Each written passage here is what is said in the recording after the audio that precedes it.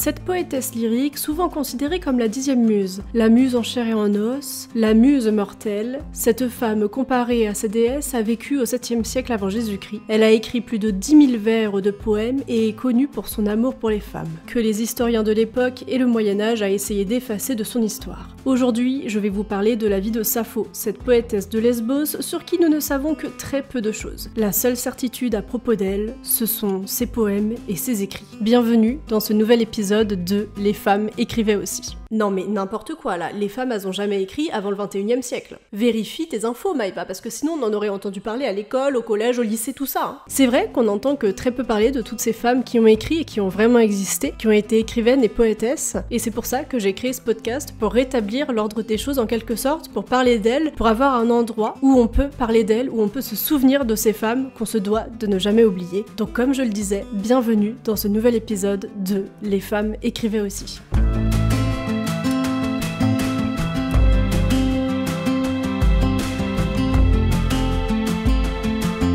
Pour ce 3e épisode du podcast, nous allons remonter dans le temps et on va aussi se déplacer, puisque nous allons partir de la France pour aller en Grèce, et plus précisément sur l'île de Lesbos. Enfin, pour ceux qui écoutent le podcast au Canada, en Belgique ou en Suisse, partez du principe qu'on part d'où vous êtes pour aller en Grèce. Oui, c'était un peu nul de dire la France. Bref, pour toutes les personnes qui écoutent, nous allons partir en voyage à Lesbos, pour évoquer dans cet épisode la vie de Sappho. Première partie, la vie de Sappho, ce que l'on en sait.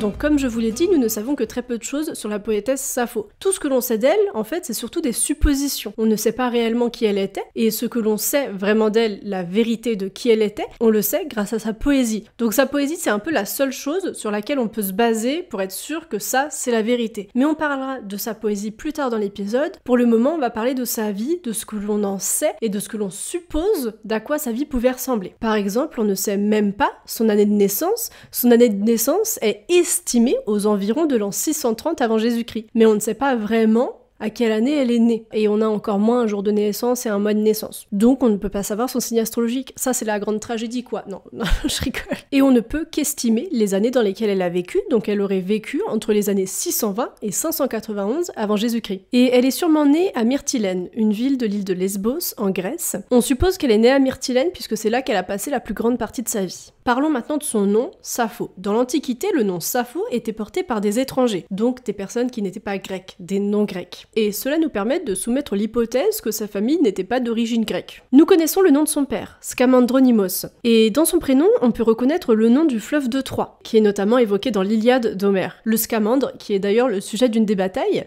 Donc on pourrait supposer que sa famille vient d'Asie mineure. La mère de Sappho s'appelle Cléis, et Cléis, c'est le prénom que Sappho donnera plus tard à sa fille. Nous connaissons également le nom de ses 3 frères. Il y a Larikos, Eurygios et Charaxos. Parmi ces 3 frères, Larikos était son frère préféré. Et le père de Sappho serait mort lorsqu'elle n'avait que 6 ans. Maintenant, parlons des métiers qu'exercent ses frères une fois rendus à l'âge adulte. Larikos, donc son frère préféré, il est échanson. Donc ça veut dire qu'il sert à boire aux personnalités de haut rang au Prytanée. C'est donc le foyer de l'État à Myrtilène. Charaxos, lui, il est commerçant. Et ce commerce, il va l'emmener jusqu'en Égypte. Il va beaucoup voyager. Et il tombera amoureux d'une courtisane appelée Dorica. Il se ruinera même pour elle. Dans ses poèmes, Sappho parle de Charaxos avec énormément de reproches, notamment par rapport au fait de son amour pour Dorica. Concernant Sappho, elle n'avait pas de métier, puisque à l'époque, on en parlera plus tard, mais à l'époque, les femmes dans la Grèce antique, eh bien, c'était des sous-personnes, enfin, c'était même pas des citoyens, donc, très clairement, elle n'avait pas de métier, mais il est très probable qu'elle ait été mariée, et si c'est le cas, son mari, c'était Kerkolas. Mais si elle avait bel et bien été mariée à Kerkolas, il faut savoir qu'il ne serait pas resté très longtemps dans sa vie. Et si l'on en croit, les poèmes retrouvés au milieu du XXe siècle, Sappho ne s'entendait pas et ne cautionnait pas toujours sa famille. En effet, celle-ci faisait partie de l'aristocratie de Lesbos. Ça veut dire que ses richesses provenaient de ses possessions terriennes sur l'île. Et certains des poèmes de Sappho montrent une certaine colère contre cette aristocratie et contre notamment sa famille. Ensuite, un fait qui est assez connu à propos de Sappho, c'est qu'elle était à la tête d'une sorte de confrérie religieuse qui honorait notamment la déesse Aphrodite. Ce groupe était donc composé de jeunes filles nobles de Myrtilène. Sappho avait donc le rôle d'enseignante dans ce groupe puisqu'elle leur enseignait à ces jeunes filles le chant,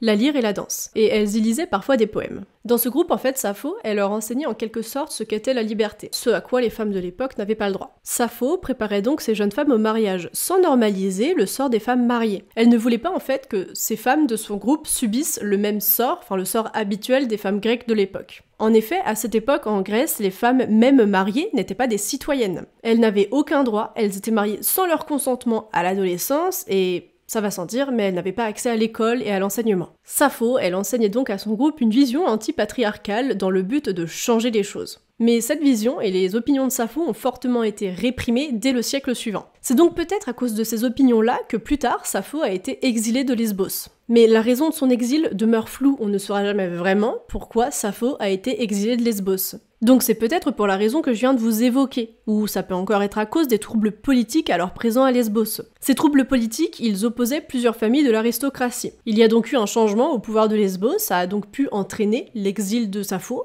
Ou encore, la raison de son exil, ça peut être à cause de son amour pour les femmes. En bref, nous ne connaissons pas vraiment les raisons de l'exil de Sappho et nous ne savons même pas dans quel endroit en Sicile elle s'est réfugiée lors de son exil. On sait seulement qu'elle s'est réfugiée en Sicile. Comme vous avez pu le remarquer, depuis le début de cet épisode, on ne sait pas vraiment grand-chose sur la vie de Sappho et on en sait encore moins sur la fin de sa vie. On sait seulement qu'après son exil, elle est revenue à Myrtilène, donc à Lesbos, et qu'elle y est morte. Et elle aurait continué de composer des poèmes jusqu'à sa mort. Nous ne savons strictement rien sur les derniers moments de Sappho, si ce n'est qu'elle est morte peut-être à la fin du 7e siècle avant Jésus-Christ ou au début du 6e siècle avant Jésus-Christ. Donc voilà ce que l'on sait de la vie de Sappho. Rien n'est sûr à propos d'elle, à part que sa vie, après sa mort, a été énormément romancée par des poètes, des philosophes et des biographes antiques. Sa vie est devenue un mythe, une légende dans laquelle il est difficile de démêler le vrai du faux. Ovide est d'ailleurs l'un des premiers à romancer sa vie, notamment dans les Héroïdes puis dans la lettre 15, dans laquelle il fait parler Sappho, qui adresse alors une lettre fictive à Phon, un jeune homme qui l'aurait rejeté. Les biographes antiques eux aussi s'y mettent et ils ont carrément inventé des anecdotes sur la vie de Sappho. Allons-y tant qu'on y est. Et ils allaient même jusqu'à célébrer l'amour de Sappho pour les hommes, alors que ses poèmes disent tout le contraire. Au contraire, ses poèmes, c'est écrit noir sur papyrus, ses poèmes célèbrent son amour pour les femmes. Ils ont vraiment tout essayé quoi. Ensuite, le Moyen-Âge est arrivé, et avec lui, les chrétiens. Les chrétiens, c'est bien simple, ils ont tout de suite diabolisé Sappho, et par la suite, ils ont essayé carrément de l'effacer de l'histoire. Et c'est d'ailleurs eux qui ont détruit une grande partie des poèmes de Sappho. Yes, merci le Moyen-Âge. Et ensuite, même les écrivains modernes s'y sont mis, alors eux, ils ne diabolisaient pas Sappho, et ils n'ont pas non plus effacé ses poèmes. Non, je sais pas si c'est pire ou si c'est mieux ce qu'ils ont fait, au final, puisque ce qu'ils faisaient, c'est tout simple. Ils réinventaient l'histoire de Sappho avec leurs propres fantasmes romantiques et érotiques. Allez, yes, merci beaucoup. En bref, Sappho est passée de véritables mythes au diable en personne. Elle a été réécrite et inventée par ses récits rédigés par des hommes, souvent en effaçant son intelligence et son amour pour les femmes. On peut donc dire qu'on ne saura jamais qui elle était réellement, la seule chose qui est sûre et qui vient d'elle, ce sont les fragments de ses poèmes qui nous restent. Eux, au moins, ils ne nous mentiront jamais. Mais avant de vous parler de la poésie de Sappho, j'ai envie qu'on parle pendant un moment de l'amour de Sappho pour les femmes, puisque c'est quelque chose de très important dans la vie de Sappho et on ne peut pas comprendre sa poésie sans prendre en compte le fait qu'elle aimait les femmes. Donc parlons de ça, et puis ensuite je vous parlerai de sa poésie. Deuxième partie, Sappho et les femmes.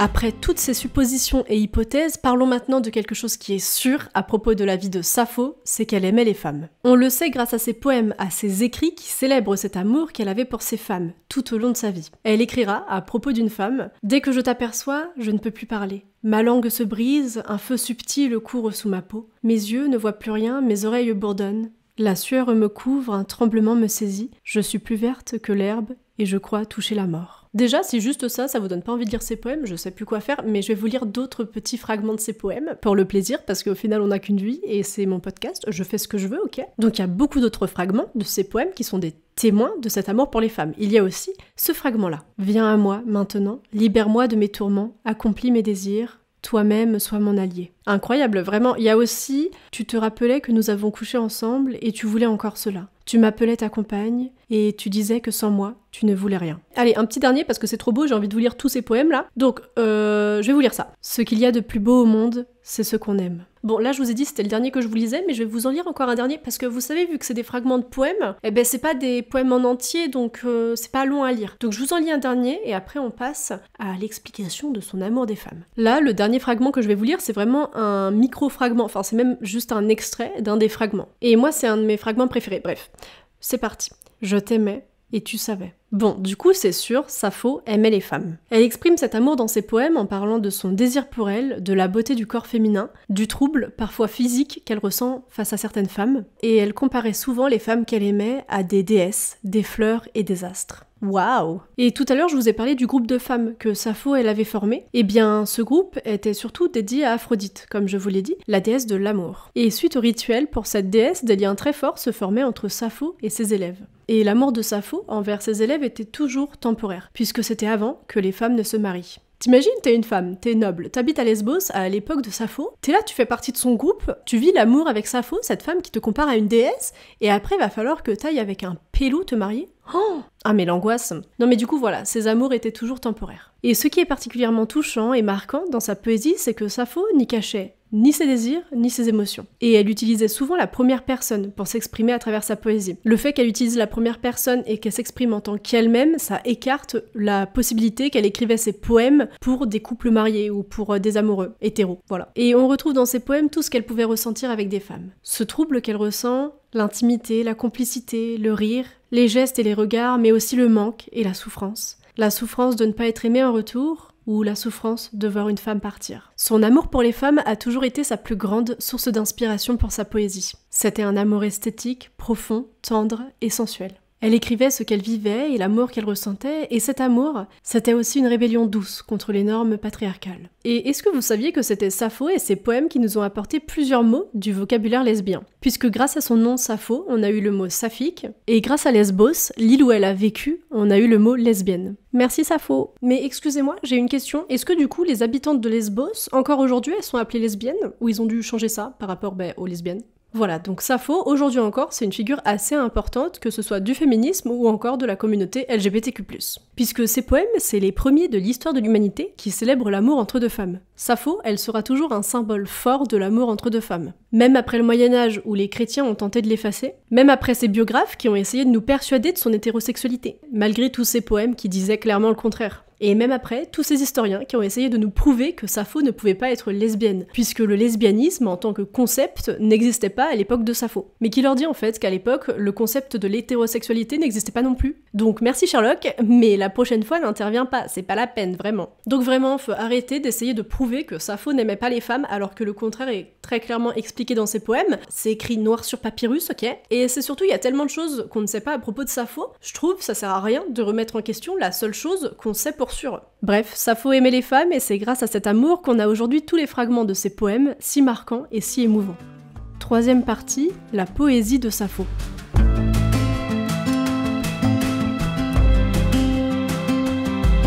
Sappho, vous allez peut-être pas me croire quand je vais vous dire ça, mais il faut me croire puisque c'est la vérité. Sappho, c'est le premier écrivain du monde occidental. Enfin, écrivaine du coup. Mais en fait, c'est que les poètes avant elle, ils disaient écrire grâce aux muses, qui leur insufflaient leur inspiration. Sans les muses, ils ne pouvaient pas écrire. Les poètes de l'époque, en fait, ils se considéraient comme de simples transmetteurs. Platon dira qu'ils étaient de malheureuses coquilles creuses lorsque la muse ou le dieu n'est pas là. Et Sappho, elle ne faisait pas partie de ces poètes-là. Elle écrivait d'elle-même sans avoir besoin qu'une muse lui dise quoi chanter. C'est d'ailleurs pour cela qu'elle a souvent été considérée comme la 10e muse. Sappho, en fait, elle est la première à avoir assumé écrire d'elle-même. Et c'est Sappho qui a inventé la forme de poésie du lyrisme. Aujourd'hui, le lyrisme, c'est cette poésie qui met en avant les émotions, les sentiments intimes et les états d'âme du poète. Mais à l'époque de Sappho, le lyrisme, c'était de la poésie composée pour être chantée accompagnée d'une lyre. Lyre, lyrisme, t'as capté quoi. Et elle parle d'ailleurs de sa lyre dans l'un de ses poèmes. Oui, lyre rayonnante, parle-moi, devient une voix. Et les œuvres d'art qui représentent Sappho la représentent la plupart du temps avec sa lyre, qui fait presque partie d'elle. Elle accompagnait donc ses poèmes de sa lyre, elle a aussi élaboré 3 inventions musicales. Le plectron en bois qui lui permettait de gratter ou de pincer les cordes de sa lyre sans avoir besoin d'avoir des ongles longs. Et pour accompagner ses poèmes, elle a inventé le pectis, un instrument à cordes pincées. Le pectis, il ressemble beaucoup à la lyre, mais avec un son plus doux et mélodieux. Et elle a aussi inventé le mode mixolydien. Moi je suis pas musicienne donc j'ai pas compris la définition, je vais juste vous la lire pour les personnes qui sont aptes à la comprendre. Le mode mixolydien est une gamme majeure avec un 7e degré abaissé d'un demi-ton. Voilà. Donc les poèmes de Sappho ont été créés pour être chantés, accompagnés d'une lyre. Mais malheureusement, toute la musique de Sappho a été perdue.